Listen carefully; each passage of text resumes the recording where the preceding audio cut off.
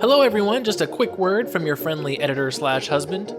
For all of you who listen to So I'm Watching This Show and own an Android device, do me a favor. Go to the Google Play Store and download the Podcast Republic app. It's a fantastic app that allows you to get all of your favorite podcasts directly on your Android devices. I use the app and love it. I can search for the podcasts I want to listen to, select them as favorites, and have them all just a click away. Make sure you set So I'm Watching the Show as a favorite so you don't miss any new episodes. Again, the app is Podcast Republic, available on your Android device. Thanks! I think he's settling down. That's good. We were just napping. We've just been laying around all day, and then I realized that we needed to record, and so I was like, go in your crate and nap. And then he was thrashing around. Wilson, I'm sorry! I feel like you should make it clear that this is a dog and not like your weekend boy toy. Wilson! Wilson, I'm sorry! It's a dog, not a volleyball.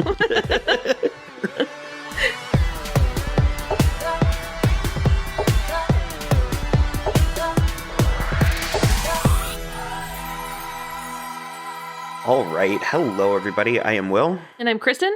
And this is So I'm Watching This Show. On today's episode, we are going to talk about the new Men in Black movie, Men in Black International. Yep. And probably just that. I don't know unless we think of something else. I frequently have a fear that we're not going to have enough to say, and that's almost always like a guarantee that we're going to go an hour and 6 minutes. But this time I really think this might be a tight 28 minutes. We'll see. We'll try to pad. I told you I could talk about Younger. Mm-hmm. It's not on topic at all, but I could do it. I actually know nothing about it other than the handful of people. I forgot that, or I guess I didn't realize that. Is her name Miriam Shore or? Yeah, she's on the cast. Yeah, she was really great in GCB a few years ago. Well, she is fucking amazing on Younger. Oh. She is hilarious. Her name's Diana Trout. She's incredible. She's my hero. I love her. And isn't Sutton Foster on it? Yeah, she's the lead. Okay. She's the one who's younger. Who's younger? Except she's not. Well, yeah, I only ever see Hilary Duff and Nico and the stuff, but... Debbie Mazar's on it too. Oh, God. Are you going to watch it now? Yeah, I'm I almost I feel like I started it once, but I don't actually remember ever getting to it. I feel like I threatened to once before. But I'll tell you this. It's Darren Star, so it's the same guy who did Sex and the City. And Grosse Pointe. Grosse Pointe, exactly. So it's pretty silly. It's more in the vein of Sex and the City because it's a half hour, not an hour. Wasn't? Oh, no. Grosse Pointe was half an hour, wasn't it? Yeah, I was the show they were making on Grosse Pointe was an hour. Yeah. Okay, regardless. So it's silly like Sex and the City. It's that kind of silly. It's not as much commentary, I guess, as Grosse Pointe was. However, there are moments on this show that are so fucking good. I cannot even explain to you. There was one, and I'm almost caught up. I'm watching season 5 right now. And there was this episode where basically, by this point, almost everybody in her life knows what she's been doing. Her boss and Nico and Hilary Duff, they all know what's been going on. So there's 3 people left that don't know. Doing that she's pretending to be younger? Yes, exactly. Okay. So she's at this party at Miriam Shore's house, and they start playing, she's calling it Mafia, but it's basically one person's the murderer, and you have to figure out who it is. Mm-hmm. Is this the one where you wink at people? Kind of, yeah. Okay.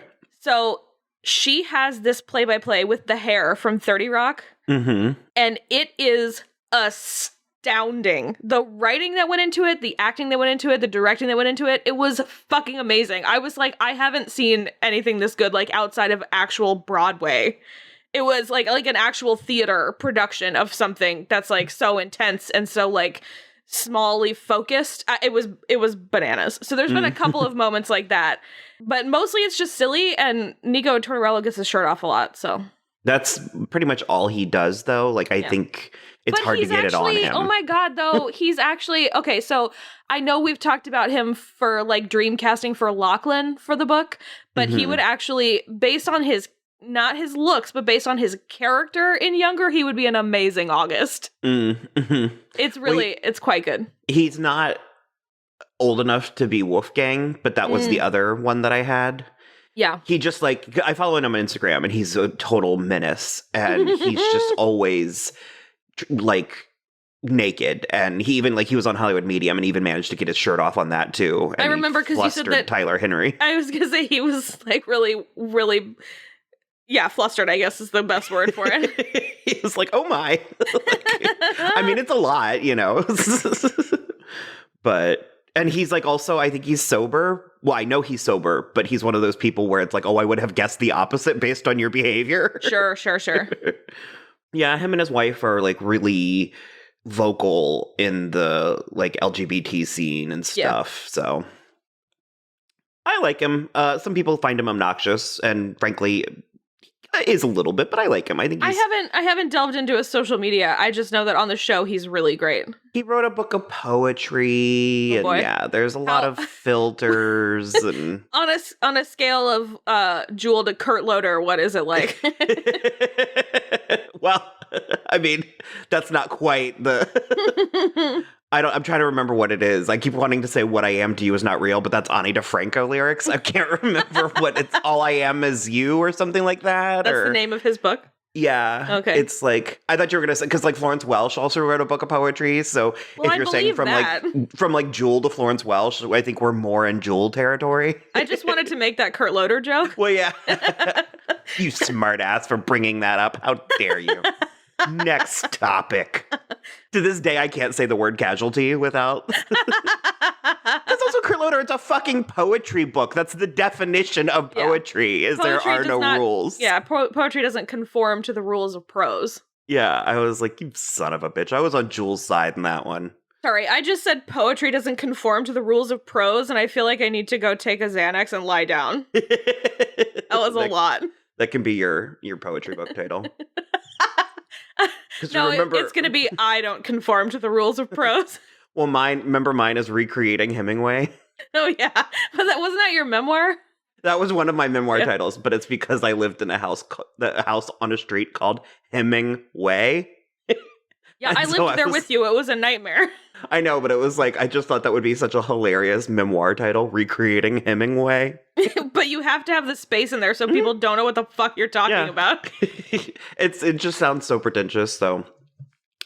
Okay, Men in Black. Back to Men in Black. Did you have anything to say about the Men in Black franchise before we get to this? So, I feel like I definitely haven't seen at least one of them. I haven't seen the third one. I kind of have, because it came out in 2012. Is that the only one that's missing? 1, 2, 3, and then this? Or was there a fourth one? Yeah, this is the fourth one. Okay, so then I think I've only seen the first two. Yeah, because I've kind of seen parts of the third one, because my roommates got drunk and watched it. We were all drunk, but we were watching it. Mm-hmm. And my brother's ex-girlfriend at the time just kept going, Playa fucking Linda, because they go to the Playa Linda and it's a beach nearby. Okay. And I like, it's seared in my brain every time I...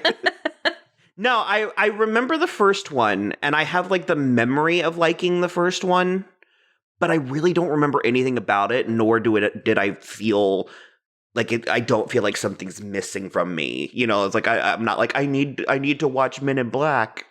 I mean, the first one's really good.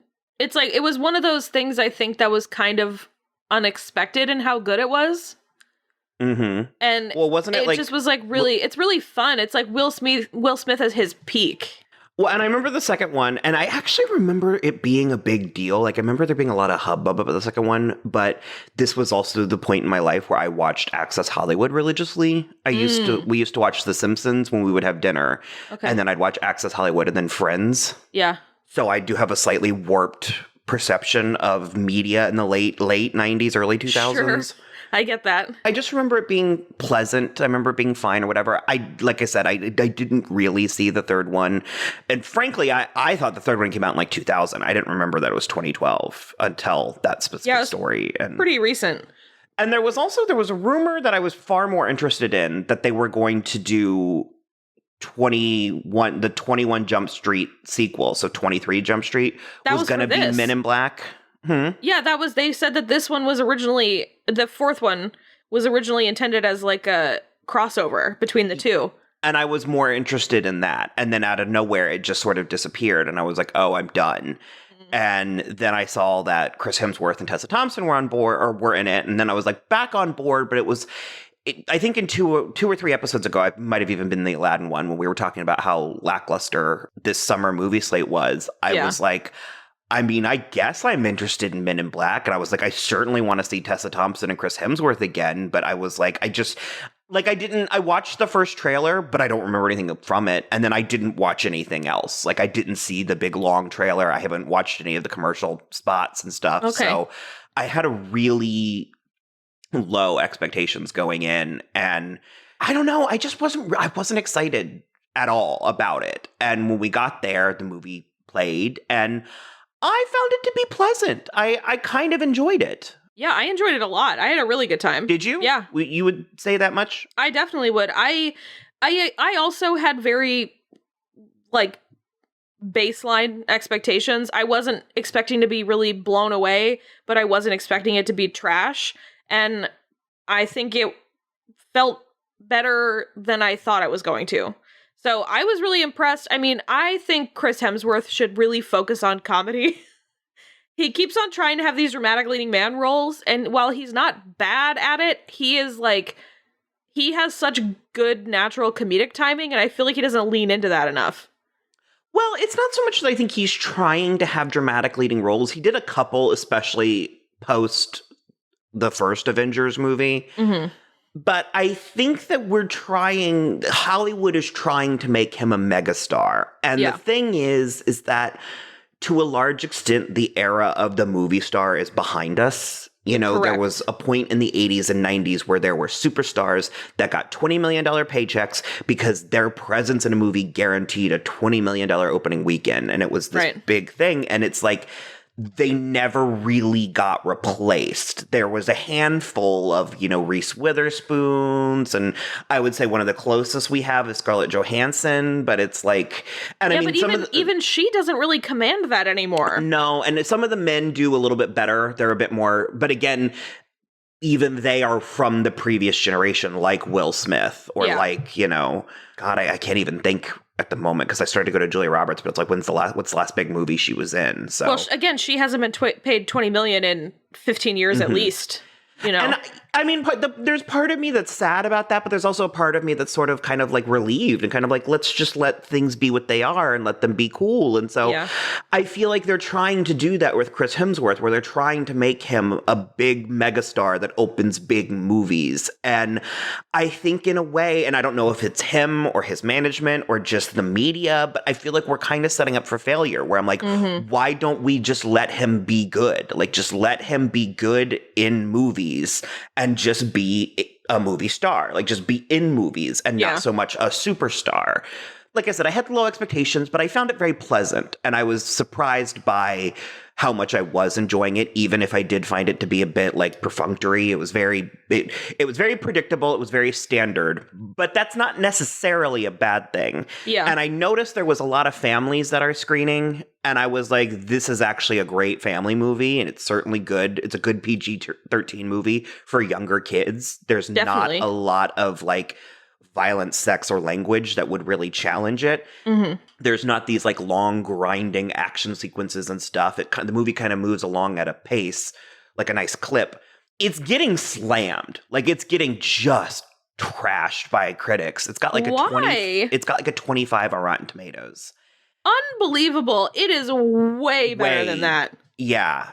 I mean, this is a solid 50, 55, like, I would even go as far as to say 60, but mostly they're calling it just uninspired, and they're complaining about the humor. They're calling it not funny, and at no point were we like laughing out loud. But it was a lot. Well, you really liked Pawnee. I really like Kumail Nanjiani, like a lot. I don't know. I find him so charming as like a real life person, and then I do really enjoy his voice and his accent.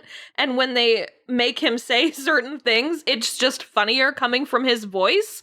Mm-hmm. But I don't know. I loved the play between him and Tessa, and I loved the play between Tessa and Chris. I really liked I really liked all of it. I'm doing it, and I'm gonna do it now. I'm putting my foot in the ground. I really liked this movie. Okay. And now that I know it's got a 25, I'm gonna be a little more effusive because that is absurd. The audience score is 72%. Yeah. This is such a fun movie. This is that thing that, like, they talk about on Pop Culture Happy Hour sometimes, where it's like, is this the height of cinema? Of course not. Whatever Terrence Malick is coming out with this year is obviously going to be a better crafted film. The point of this movie is to get out of the heat in the summer and go have a fun time and watch Chris Hemsworth and Tessa Thompson be silly about aliens. That's the point of this movie. And if you're trying to mine this movie for the same, like, benchmarks that you're looking for in an Oscar nominee, yes, it's gonna come up short. That's not the point of this. I'm getting so frustrated lately, especially, and like, not even really lately, like in the last 5 to 10 years, about people measuring different types of entertainment on the same metric. Like, no, that freeform show that I love, The Bold Type, is not as clinically good as Game of Thrones. Do I like it better? 100%. Mm-hmm. It's not about that. It's not about how crafted it is and how much money HBO paid for it. I get more emotionally and spiritually and, you know, story-wise from this little freeform show that's like barely getting a season 4 than I do from something big that everybody's watching, like Game of Thrones, because it feels like it has to please so many people. And it's the same thing with stuff like this. In 10 years, am I going to remember the serious shit that I watched come October, November, December? Probably not, but I'm going to remember going to this movie at the shitty theater with you and Will and having a really good time on a random Thursday night. Mm-hmm. And that's what, like, really makes me so mad about reviewing lately. I'm so mad. I'm sorry. I stole your spotlight. I just got so mad. And I enjoyed it. I really did. And frankly, the fact that the reviews are so low makes me enjoy it. Not necessarily that makes me enjoy it more, but it makes me want to defend it more because that's too low. And my issue is I just found it pleasant. You know, like it was more of the kind of when you exhale brusquely through your nose, that kind of humor where you're like, you know, and it is certainly, and I tweeted this, and it was backhanded, and I intended it to be slightly backhanded, but I also meant it that it's like, of all the movies we've seen this year, you know, excluding Endgame or the one or two that I absolutely loved, this one was my favorite. I liked this better than Aladdin. I liked this better than Godzilla. I liked this better than Dumbo. I liked this better. It's like, I liked this better than and frankly, we'll have to see next week, but I might even like this better than Toy Story 4. Like, it just was pleasant. It was amusing. It was fun. And I think movies like that get really discounted in a way that they absolutely shouldn't. Like, I'm looking at Rotten Tomatoes right now. This has 1 or 2, depending on where you're looking on the screen, % higher than Dark Phoenix.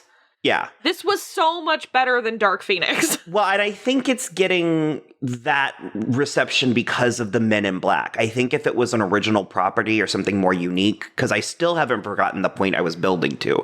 And the point I was building to is this fits very cozily in, you know, the love seat with the 2016 Ghostbusters movie. For me. Okay. Where I actually really enjoyed that movie, and it was due to politics, like due to stupid reasons, it was put in a class, like a weight class that it didn't belong in, to like wrestle in the ring. And if you want a more recent, I mean, The Spy Who Dumped Me from last summer, it's like I found these movies to be enjoyable, innocuous, fun in a way that I'm not sure why the critics are coming down. And I guess it's like, if you look at the reviews, because I did glance at them, the negative ones even are not really slamming it. Like, they're not really tearing it to shreds, you know, you say. I think it's the Men in Blackness. I think that franchise, for whatever reason, wore out its welcome. And well, do you think it wore out its welcome, or do you think that they're like, this is tarnishing their reputation? That's the issue. It's like, I don't think that the franchise is regarded as this classic. I think it's kind of like, if anything, the second and third one, I think, are kind of pulling this movie down.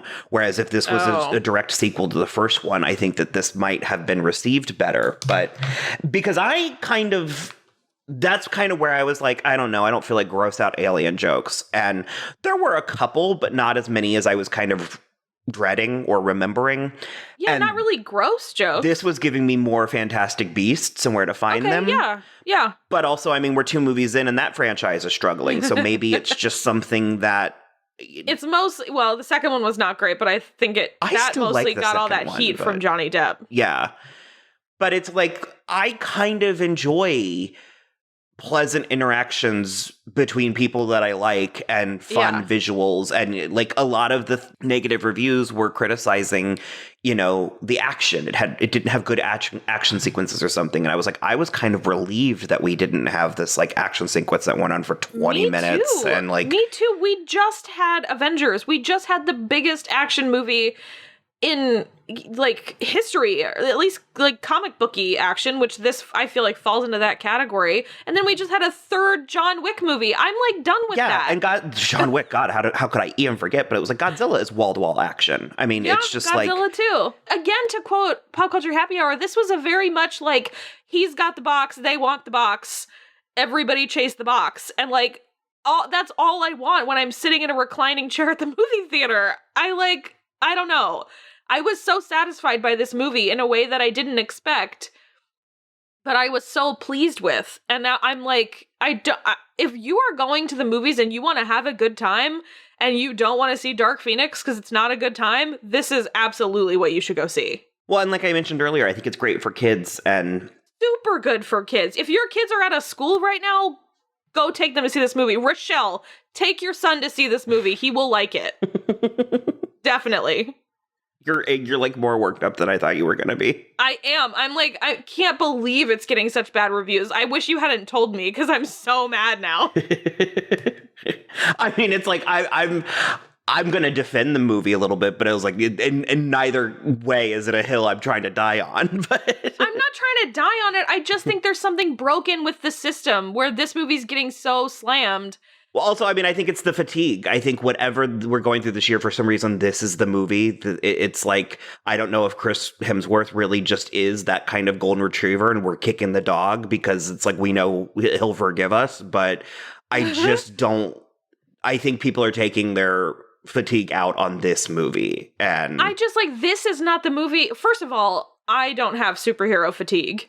And secondly, this is not in that category for me at all. This is like a whole different thing to me. Mm-hmm. Somehow, maybe I'm the weird one, but this is so different for me. If you're going off only the fact that Chris Hemsworth and Tessa Thompson are in it, then that is not the right way to go off this. Well, it wasn't overblown. It wasn't big and stupid the way so many of these movies are, where it felt, for me, it felt more like kind of the Phase 1 Marvel movies, where it felt smaller in kind of a nice way. It's like a tight 2 hours, not even. Mm-hmm. And it like, these are the type of movies that I miss from the 90s. These kind of like, you know, medium-sized action movies with like kind of a weird premise. I don't know. I miss this kind of movie. I was so pleased to be watching this movie last night. I had such a good time.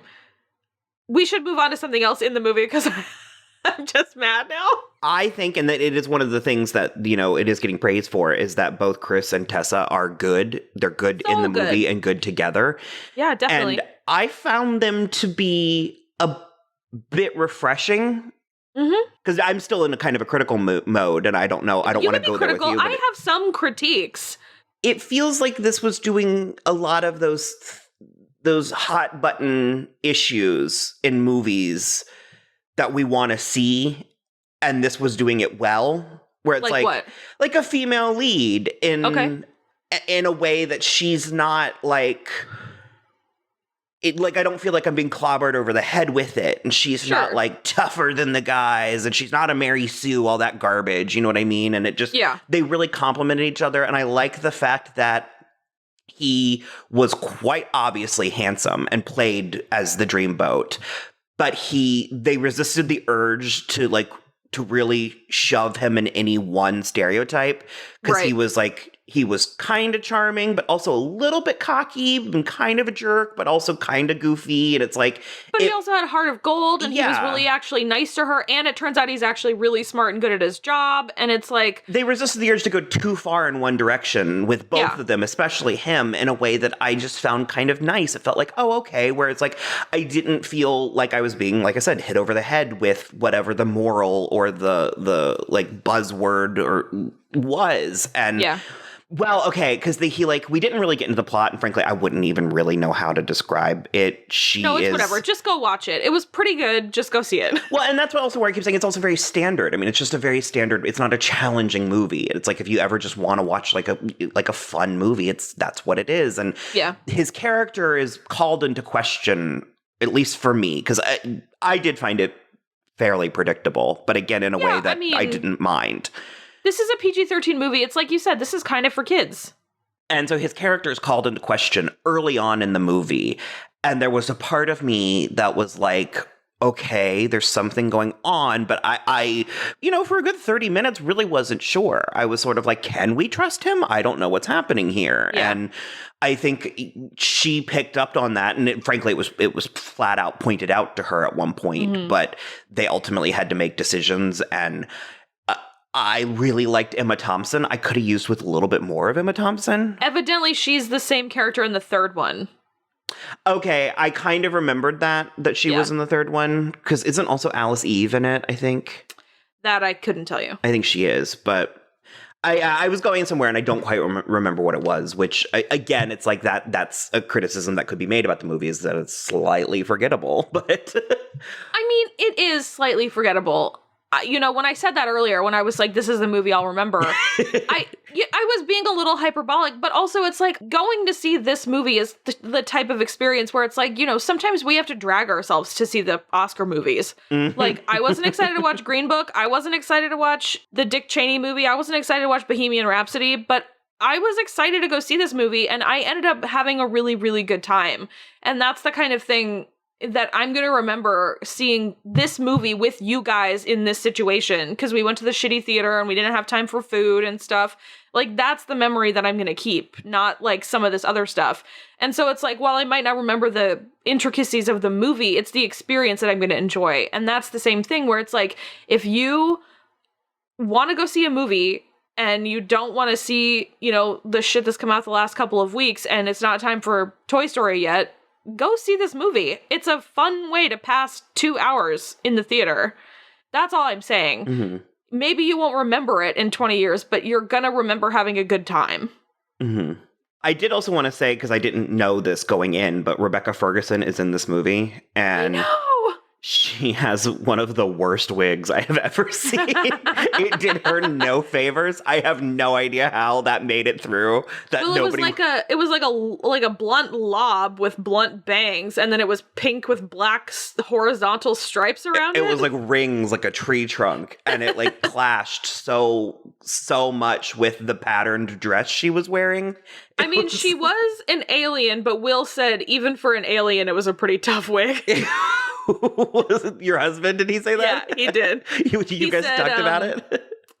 I didn't mention last night, but even for an alien, Rebecca Ferguson's hair in MIB was yikes. Did he just message you that, or? Not just now, earlier today he did. Okay, yeah.